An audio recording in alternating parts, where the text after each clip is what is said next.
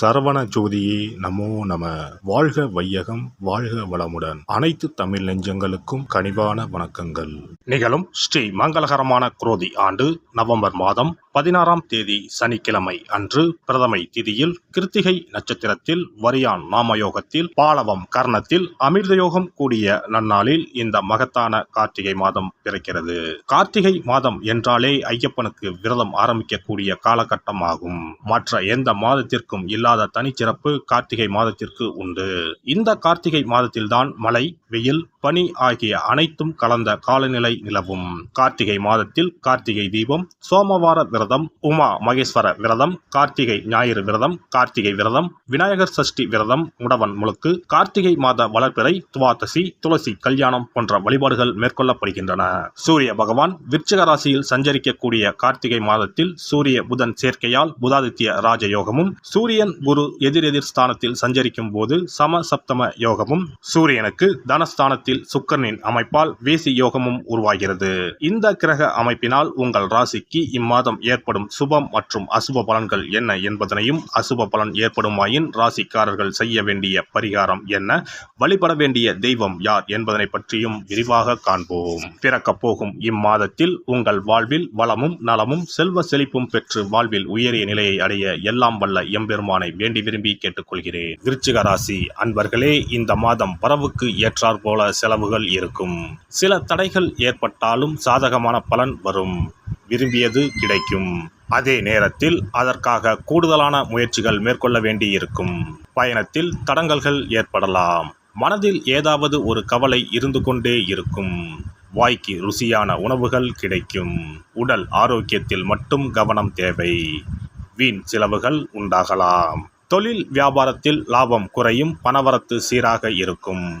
ஆர்டர்கள் வருவது தாமதப்படும். வாடிக்கையாளர்களிடம் அனுசரித்து செல்வது நல்லது.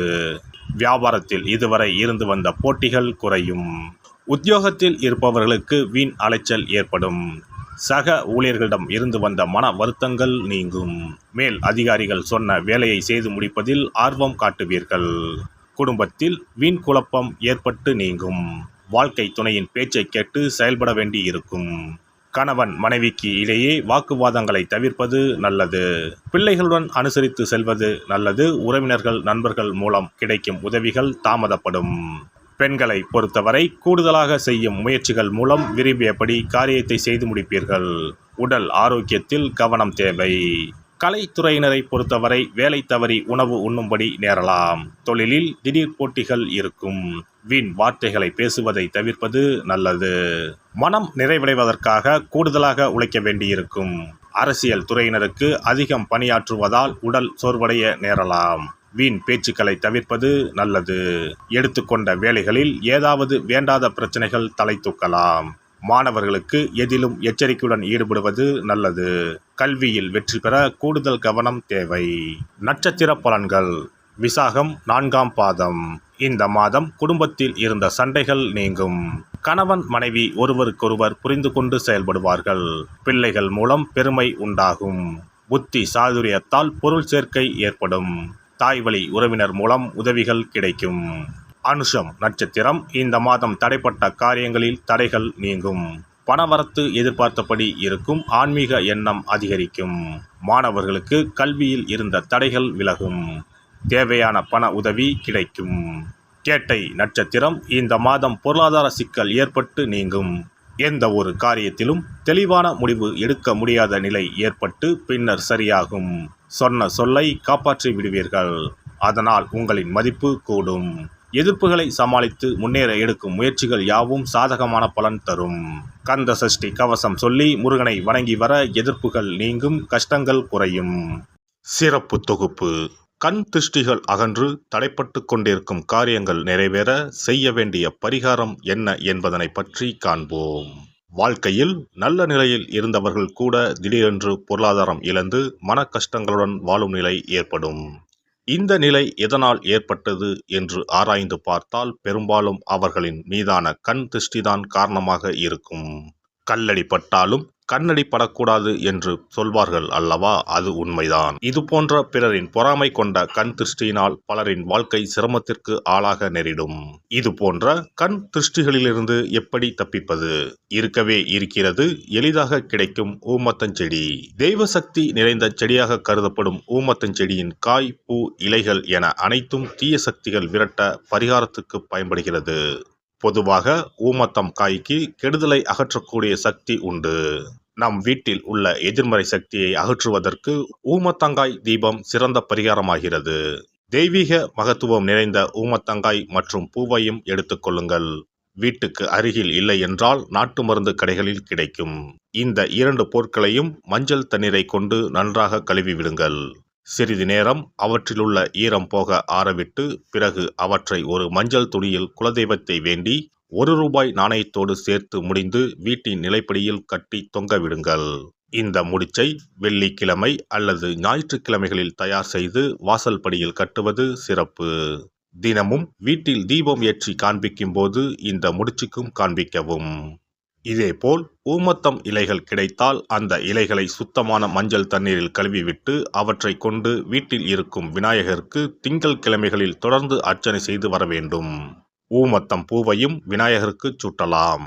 3 வாரங்கள் தொடர்ந்து திங்கள் கிழமைகளில் விநாயகருக்கு ஊமத்தை இலையால் அர்ச்சனை செய்து ஊமத்தம் பூவை சூட்டி வழிபட்டால் வீட்டில் உள்ள கெட்ட சக்தி நடமாட்டம் மற்றும் கண் திருஷ்டிகள் தீரும். ஊமத்தம் செடியும் சிவபெருமானுக்கு உகந்த இலை ஆகும். இந்த ஊமத்தங்காய் வைத்து சிவபெருமானுக்கு தீபம் ஏற்றி வழிபடுவதன் மூலம் நமது பிரச்சனைகளில் இருந்து எளிதாக விடுபட முடியும். முதலில் 2 ஊமத்தங்காய்களை எடுத்துக்கொள்ள வேண்டும். அவற்றின் மீது முட்கள் இருப்பதால் மிகவும் கவனமாக கையாள வேண்டும். ஊமத்தங்காயின் காம்பு பகுதிகளை வெட்டி கொண்டு கத்தியை பயன்படுத்தி ஊமத்தங்காயின் உள்ளே இருக்கும் விதை பகுதியை முழுவதுமாக நீக்கிவிட வேண்டும். பின்னர் 2 அகல் விளக்குகள் மற்றும் விளக்கு வைப்பதற்கான 2 தட்டுகளை எடுத்து சுத்தம் செய்து அவற்றிற்கு மஞ்சள் குங்குமம் போட்டு வைத்துக் கொள்ள வேண்டும். பின்னர் 2 தட்டின் மீதும் ஒவ்வொரு அகல் விளக்கை வைத்துக் கொள்ள வேண்டும். அதன் பிறகு எப்போதும் பூஜை செய்வதற்கு வைப்பது போன்ற வெத்தலைப்பாக்கு, பழம் போன்றவற்றை வைத்துவிட்டு 2 விளக்குகளையும் ஏற்றி சிவபெருமானை மனதார வேண்டிக் கொள்ள வேண்டும்.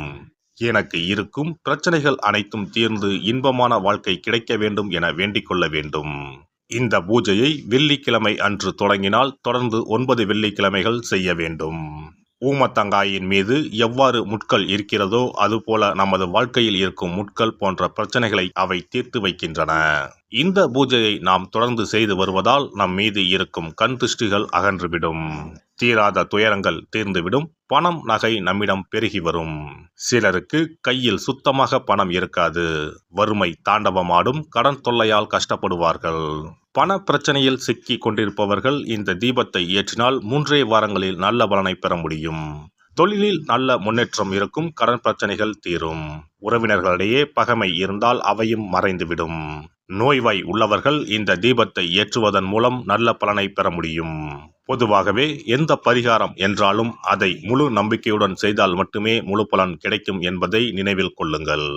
எல்லாம் வல்ல இறையருளால் நீங்களும் உங்கள் அன்பு குடும்பமும் உடல் நலம், நீலாயுள், நிறை செல்வம், உயர் புகழ், மெய்ஞானம் ஓங்கி வாழ்க வளமுடன். இந்த வீடியோ பதிவு உங்களுக்கு பிடித்திருந்தால் லைக் பண்ணுங்க, கமெண்ட் பண்ணுங்க, ஷேர் பண்ணுங்க, மறக்காம சப்ஸ்கிரைப் பண்ணுங்க, பக்கத்துல இருக்கிற பெல் பட்டனை கிளிக் பண்ணுங்க. நன்றி, வணக்கம். ஓம் நமச்சிவாய. சிவாய நம.